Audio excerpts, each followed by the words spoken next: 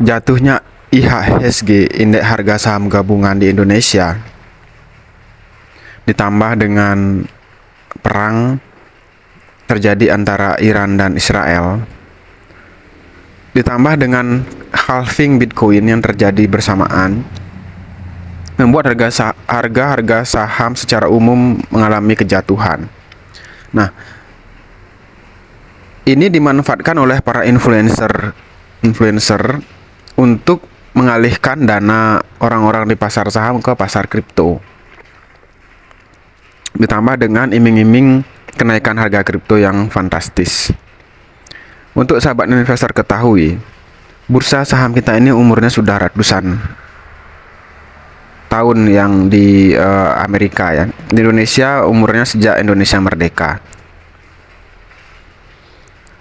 Umurnya bukan sejak Indonesia merdeka ya. Umurnya sudah lebih dari 50 tahun lah umur pasar saham di Indonesia, yang sudah mengalami berbagai macam naik turun, kontroversi, berbagai macam ya.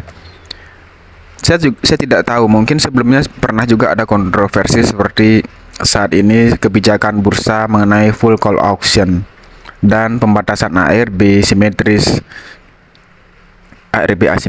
dan tidak adanya perlindungan terhadap retail itu terjadi sudah puluhan tahun ya. Tapi itu terjadi karena pasar dan beberapa market maker, sehingga harga saham bisa naik dan turun. Yang menarik adalah banyak yang memperbincangkan perpindahan dana ke kripto.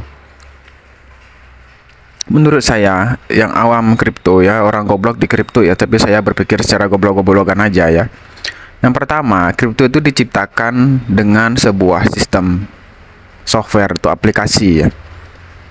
Dan banyak yang bilang pembuatnya tidak bisa merubah sistemnya. Saya nggak yakin itu ya. Saya nggak yakin. Yang saya yakini adalah pembuat daripada sistem kripto itu bisa merubah sistemnya. Cuma Anda aja yang nggak tahu. Keanehan berikutnya adalah ada pencurian kripto di Korea Selatan, tapi tidak meledak beritanya ya. Yang ketiga, keanehan berikutnya adalah kripto itu bisa ditambang. Jadi setiap menit ada kripto baru. Ya. Kemudian berikutnya dia merupakan mata uang, tapi menurut saya tidak akan pernah menjadi alat transaksi ya. Karena terkait dengan regulasi dan nggak mungkin dong suatu negara tidak memproteksi mata uangnya ya. Itu. Tapi banyak penggemar kripto, komunitas kripto mengagung-agungkan kripto.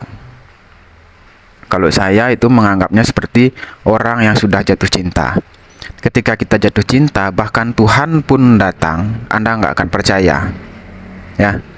Demikian sahabat investor, semoga informasi ini bermanfaat. Bijak-bijaklah dalam berinvestasi ya. Hati-hati mendengarkan influencer karena kita tidak tahu sebenarnya apa yang menjadi tujuan dari influencer itu. Sekian dan terima kasih.